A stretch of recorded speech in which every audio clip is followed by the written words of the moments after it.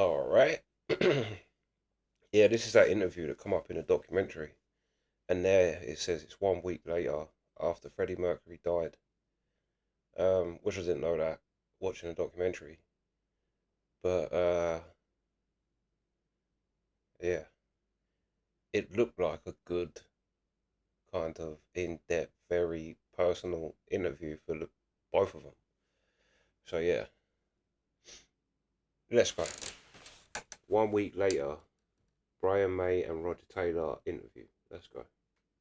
Welcome back. Well, as you know, last week saw the death of one of the most flamboyant and popular figures in rock music, Freddie Mercury, lead singer with Queen. He led the group to international success, thrilled fans as well with his exciting stage performances. Joining us in the studio now to pay tribute and maybe to reflect on Freddie's memory for the first time are two of the band members, guitarist Brian May and drummer Roger Taylor. Thanks for coming in. We do appreciate you coming. Yes, if we can just ask a couple of questions first. How long did Freddie know that he was suffering from AIDS, full-blown AIDS? I don't think that's a question we can answer because we don't actually know ourselves. It was all... Why is AIDS the only illness that people say full-blown? No one says, oh, I've got full-blown cancer.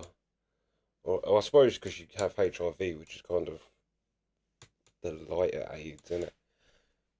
So I suppose full-blown AIDS, yeah, I suppose that's why. But it is the only illness that you say that. You never say, like, oh, I've got, yeah, full-blown cancer or full-blown autism. Well, if you've got all full-blown autism, you probably don't know you have.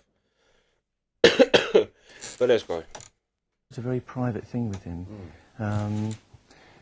We knew for I guess we knew intuitively something was going on, but it wasn't talked about. He didn't officially tell us until just a few months before he went. But certainly he knew for 5 years or so or more, so he was living under the shadow for a very, very long time. He was living under the shadow. And what did it do, as far as you could see it and tell? Because in many ways he's a very private man, that's the irony of it, isn't it? But as far as you could see, what did it do to him, the knowledge that he was... Well, the one thing he wanted to do was keep on working in the studio. He was absolutely determined to keep the group going and to keep working, and that actually kept him going. See, for a long time. We watched earlier Those Are the Days of Our Lives, and actually watching it was unbearably poignant just to watch it. So for you fellas to be in that, it must have been a difficult session emotionally.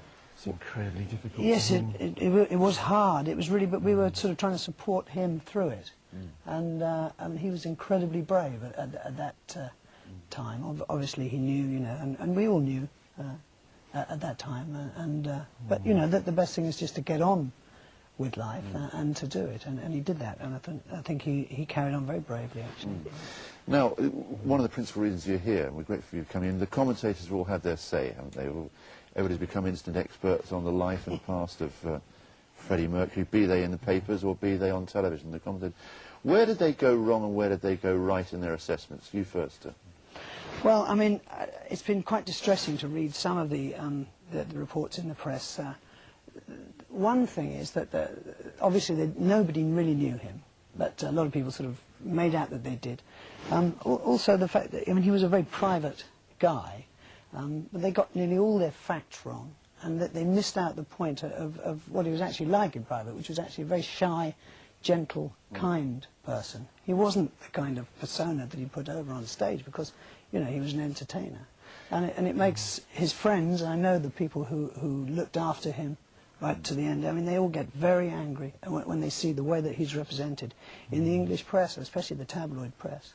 Yes, I mean, it would be wrong of us not to say that he has been depicted in certain quarters as a sort of decadent, wild, bisexual, irresponsible lover. Yes. So what was actually the truth of that? Yes, that definitely makes us very angry, because he was, certainly the Freddie we knew, wasn't wildly promiscuous. He wasn't consumed by drugs, any of these things that people are saying. He had a very responsible attitude to everyone that he was close to, and he was a very generous and caring person to all the people that came through his life. And more than that, you can't ask, really. You know, as he moved from a relationship to another one, he was always very, as I say, you know, aware of the effect he was having on people's lives. Is it a peculiarity that maybe his private nature contributed to some of the lurid epitaphs? In other words, the reality was big showman on stage, but immensely private off stage. Is that correct? That's right. Nobody really got inside the shell, and so lots of the tabloids. I mean, it's just incredible. I read something in the Mirror last week, which was written by some poor old sick devil. It's just so wrong. So they obviously made things up because they probably couldn't get inside. And for the last 18 months of his life, he was hounded by press outside his house. And we all have been up to a point. It's quite incredible in this country. But he really was a prisoner in his own house for the last 18 months of his life. Were there times years ago, because I mean you're familiar visitors here, both of you, when you'd liked him to have been more upfront and him to have answered interviews and maybe handled the press more? Would that have helped, do you think? Not necessarily. I think we didn't always agree, and there were times when we talked about it, but Freddie was very much his own man. He made a decision very early on in his life that he was going to do things his way. And certainly we respected that. We all have our own ways, but within the group, you know, we respected that he was going to handle his own life, and certainly his own attitude to what he was suffering towards the end was his own business, you know. So in some senses we were gagged by that, which was hard for us, you know. You find yourself even not being able to talk about it to friends. Now that's kind of lifted. We can be very open about how we feel. It's interesting hearing you talking because, Roger, you particularly give the impression that none of you really knew him. He wasn't one of those people you really knew.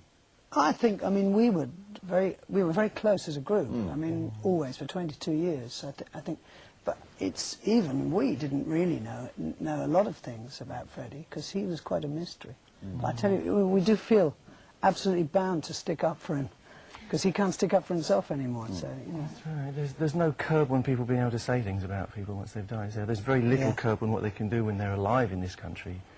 And I think one of the things, a lot of people said, what can we do for Freddie? And I think one of the things would be to try and get these laws changed and make sure that people don't have to put up with, you know, perhaps, you know, if we could ensure that there's some kind of lobby to bring in these protection of your private thoughts bill, you know, I forget what the proper word is. It's interesting that state facts can be protected for periods of up to 25 to 50 years. And yet as soon as somebody's buried, it's an open season. That's right, and there's no law to stop people disclosing parts of people's private lives when they're alive anyway. I mean, in France there is. You cannot publish details of somebody's private things without their consent. You come on because you're angry, basically, not because you wanted to get up early and appear on breakfast television. You come on because you're angry, yeah?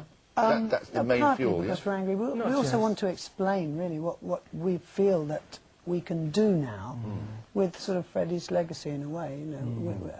And also, I think... That's right, there's a lot to say, really, because Freddie made one crucial decision before he died, which was to announce the fact that he did have AIDS, which was a very brave and I think well-timed act on his part, because it gave us and those close to us a kind of weapon to talk about AIDS. You know, it would have been very easy for him to put on his death certificate pneumonia, you know, which he knew, and it could have perhaps sidestepped the whole thing. The fact that he announced it and said, look, I've got this, and there was no shame to that. I think it's very important because there shouldn't be from this point, or not from any point, any stigma to having this disease. It's nothing to do with, you know, somebody did something wrong, he's being punished. That's got to go. It has to go, you know. It's everybody's problem now. We're going to talk much more later, fellas. I just love one theory about what created that magnificent showman. Was it the Persian background? Do you have any theories on... It's so difficult because he was so much his own creation. He really was his own man in that sense. I really don't know. I mean, he's... It's like sport. Do you know, I saw something once when they said, you know, a real friend is when a person defends you when you're not there. And, well, yeah, also after your death. It works the same thing. It's kind of good, and they went on a morning TV, like you can tell, to go on a morning TV show is you're going on something that is people watching. So they did obviously have something that, well, they wanted to say. Kind of, yeah, you've got him wrong. His kind of image is not who he is. It may have been who he kind of morphed into later on, but it wasn't who he was as a person. But yeah, let's go. or musical genius after you wish you could distill it. That's right, yeah. It was a one-off. Yeah. Yes. Listen, fellas, we'll be chatting much more later, but for the moment, thank you very much for joining us. Thanks for having us. It's Roger Taylor and Brian Mayer with us. It would be pathetic if the death of Freddie Mercury was left as the death of Freddie Mercury, a few lurid epitaphs, be they on television, be they in newspapers, be they on some other form of film. Got to be something more to it than that. What do you think it is? There's a lot more, I think. There's a lot more to say. I mean, it's quite amazing still watching that video because and from the amount of love that's poured in the last few days from all over the world, I mean, his life definitely changed the world. And I think his death is already changing the world as well because it's, first of all, we're putting out this record which is a memorial to him, re-releasing the Bohemian Rhapsody thing, and all the proceeds will go to the AIDS charity, Terence Higgins Trust. It's in fact a double A side, and the other side is a track called Days of Our Lives, which you showed earlier. That's right. And they are actually the first and the last videos we made. Yes. So, and the words sort of tie in quite well as well. See, as you talk about the song title, can I just ask you, The Show Must Go On, I mean, you cannot get a more poignant title than that. Was that actually deliberate? Was there a deliberate nature? There's a lot of things in a lot of the songs. If you look back now, which you'll find sort of bear some sort of have some sort of bearing on what was going on. Yes, the songs generally aren't about one thing. There's usually different levels in a lot of the songs. You made a claim just then, and people will ring in. I mean, such is the nature of people. They'll say, "What do you mean he changed the world?" Well, you know, that's an extravagant claim to make. How would you defend that? What do you mean? I mean. I think one of the results of his life can be that people have a different attitude to people being gay. I really hope so. You know, and it's in a way been quite hard for us to talk about it because it was very much his business while it was going on. But here's a guy who was strong, who was incredibly talented, quite magnificent in every way you can think of, and he was gay and was quite public about it. So I don't think anyone can ever quite... It kind of is a bit. Same with Elton John. I think when you have people like that big, and it's like, maybe at the time it was maybe shocking to people, but like now it's like it changes human consciousness because it just, you tell someone, oh, this guy who sung this song was however long ago it was now, what, 50 years now, since the 70s, but you say, oh, this guy that sung us this music 50 years ago was gay. You're like, you kind of learn it. Like I saw someone say that Hitler, which is kind of, this is a weird sidetrack, but Hitler changed the human consciousness, obviously for the worst. But up until that point, in kind of modern European history, no one had seen anything like what Hitler did to the Jews and what whoever else was in the concentration camp. Pretty much anyone. But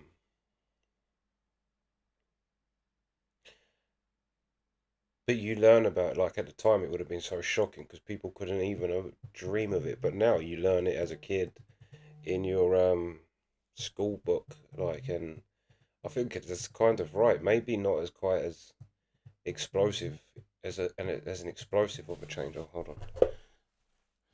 But still, it becomes kind of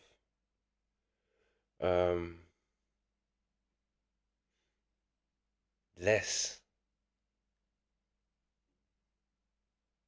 like, because I think as well you kind of have a look of old things as kind of being, especially when you're younger, you look as old music and old things as the way things should be anyway, like not the way things should be, but older stuff is the norm. Like it's, I mean, if you grew up in England, and I'm sure in America, but definitely in England, you can't avoid Queen.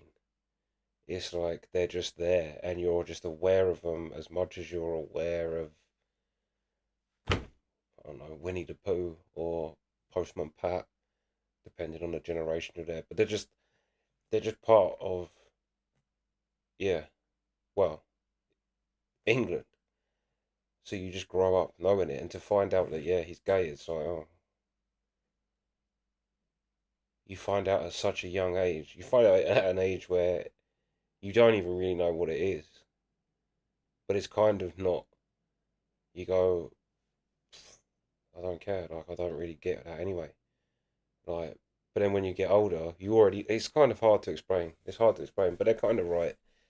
That it was people like Freddie Mercury and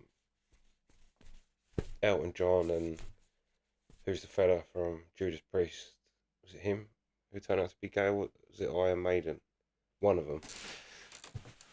Someone said that. I think it's Colin Quinn joke, where he said, I'm not sure if it's Iron Maiden or the other one I said, whatever one, heavy metal band. But he said no one realised at the time, but like everyone was dressing in leathers. Everyone was pretty much dressing as people would go to a gay nightclub without noticing it. Leather caps, leather things, leather studs, like studded leather gloves and studded leather. And he's like, we just thought, yeah, it's rock. And it's like, you didn't find out that actually the person who introduced that to the world was, he'd brought it because he was gay and a part of gay culture. But yeah, it made a whole generation of people dressed like they was going to a gay nightclub without even noticing it. So it becomes just part and parcel of, I don't think gay is just not, well, definitely not today anyway.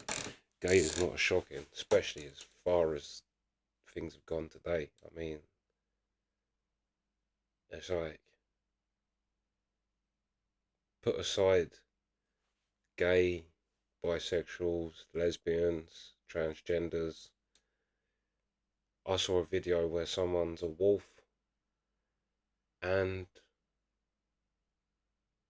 was it a wolf and a penguin? They were both. We live in a world where that's happened to you. Someone says, "Oh yeah, by the way, I'm gay." It's kind of like boring. Is that the best you got? A gay? I know a fella who's a penguin. Let's go. Feel the same about that anymore. I mean, and it's time, God knows, you know. But it shocks me that you still read in the paper. I mean, yesterday there was something in so-and-so admitted he was gay. Now, anybody who writes admitted is guilty of a slur.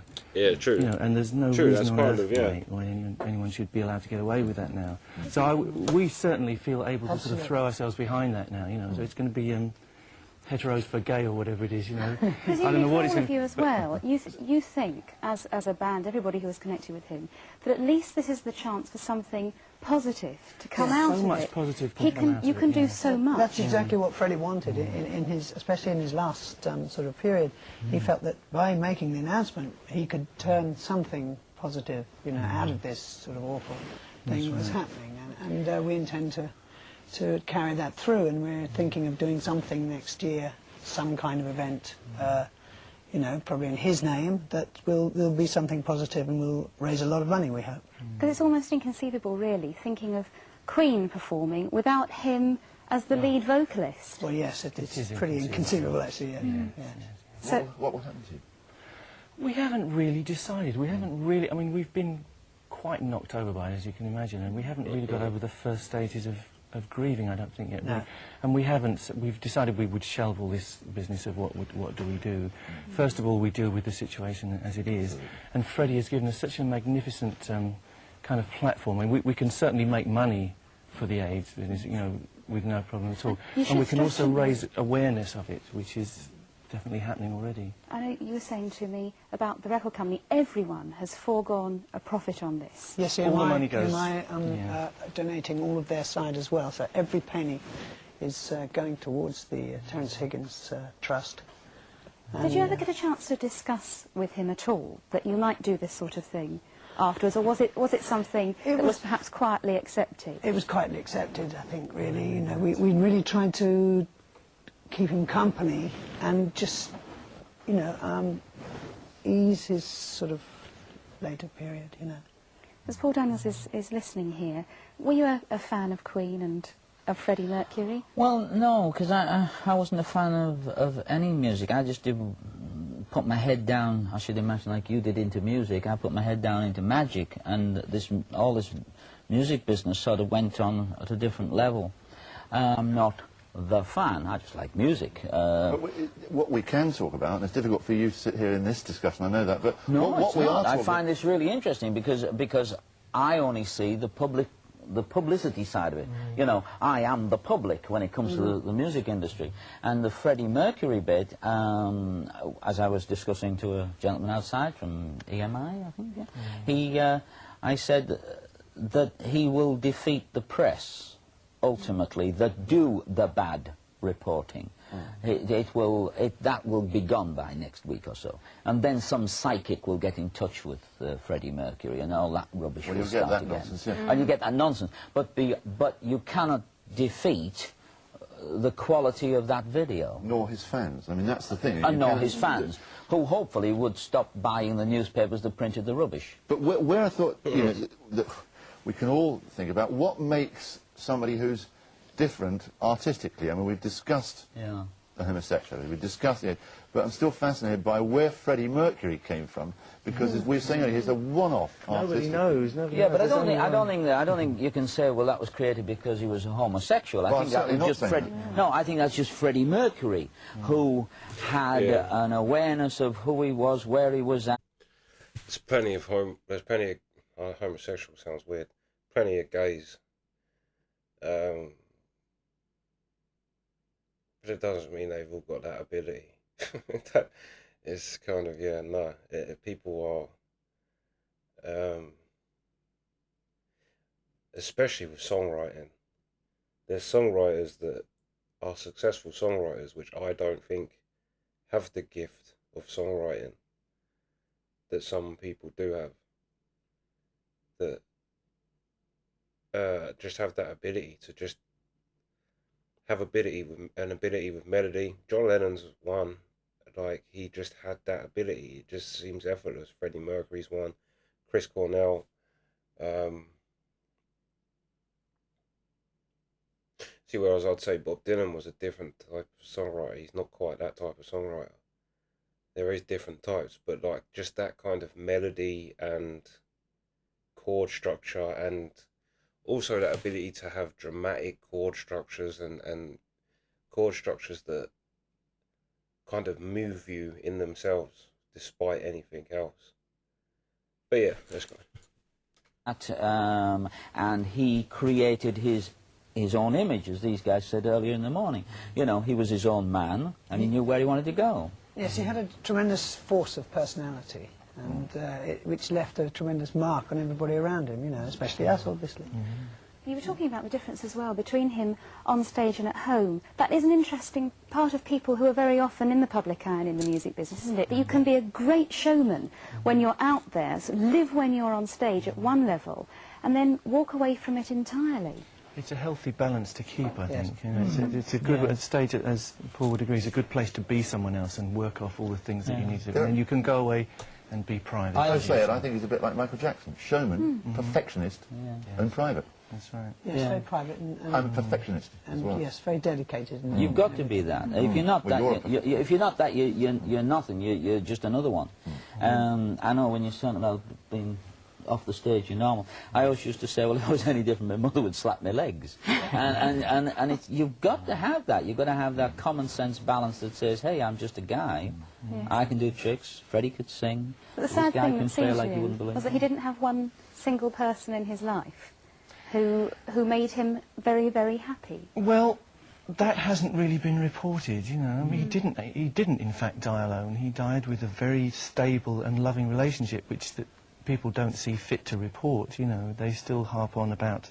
I mean, the only thing which is kind of regarded as legitimate... He wasn't miserable. That's right. I mean, which has been... Yeah, so it's all crap. I mean, the proper story has to be told somehow, you know.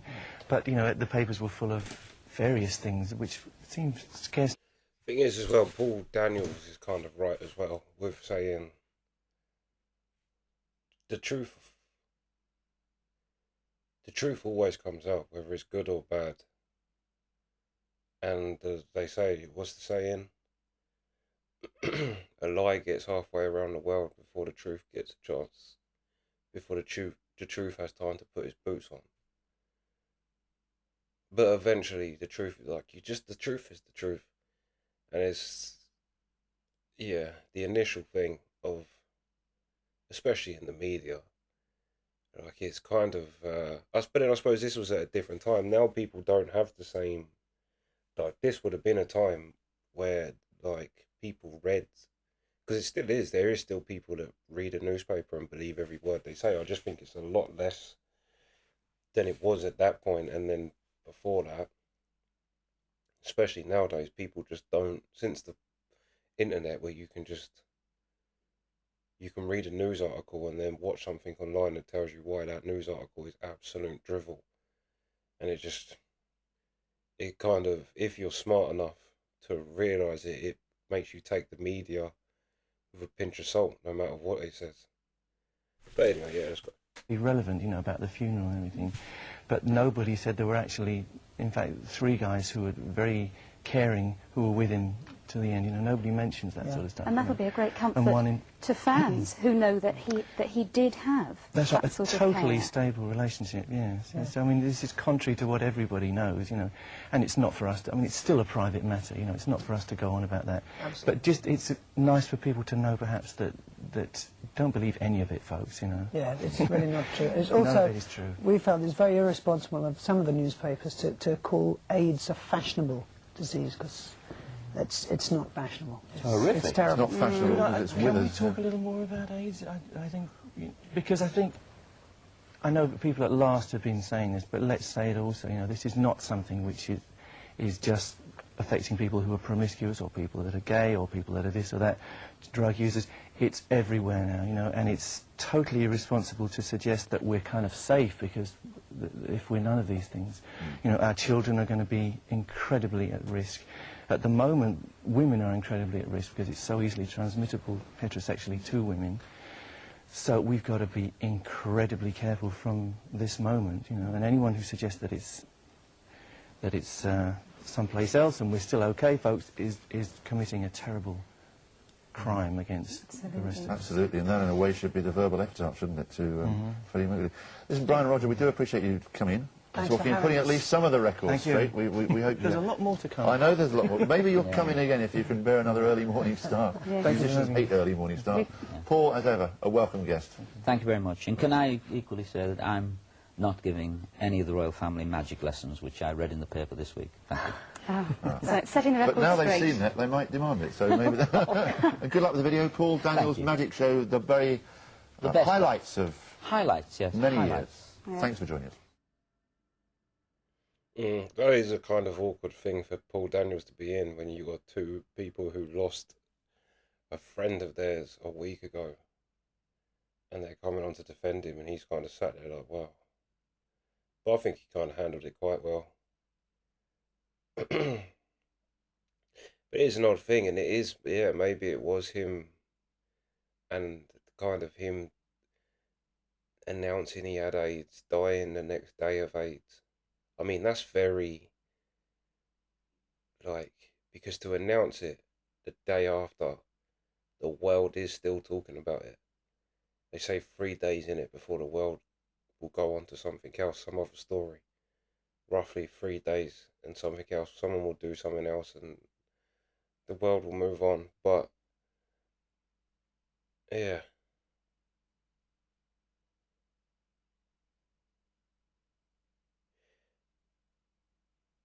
Yeah.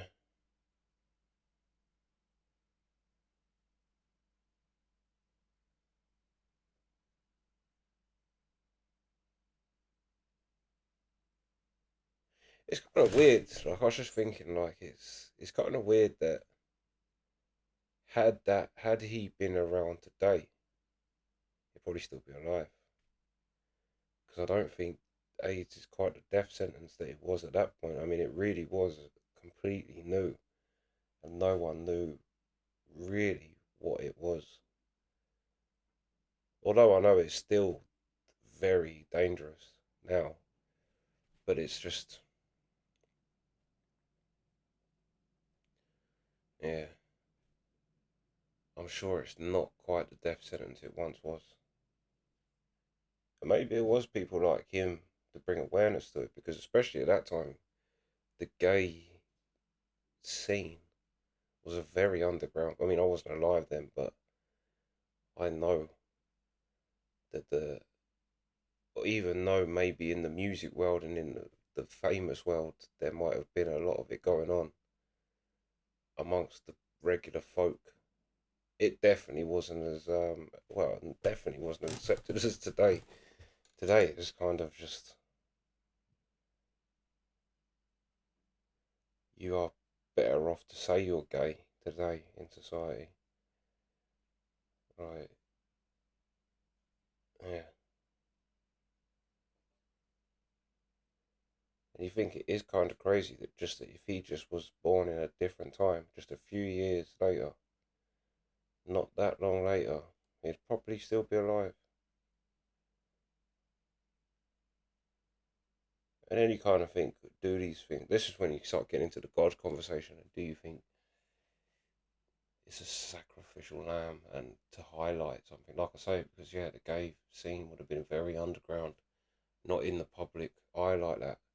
And for someone as prominent as Freddie Mercury to die of AIDS, definitely brought a lot of awareness to how dangerous that disease is. So yeah, he probably, his death and his announcing it probably did have a lot to do with, yeah, the reason why the kind of medicine and treating AIDS has gone so far as it has.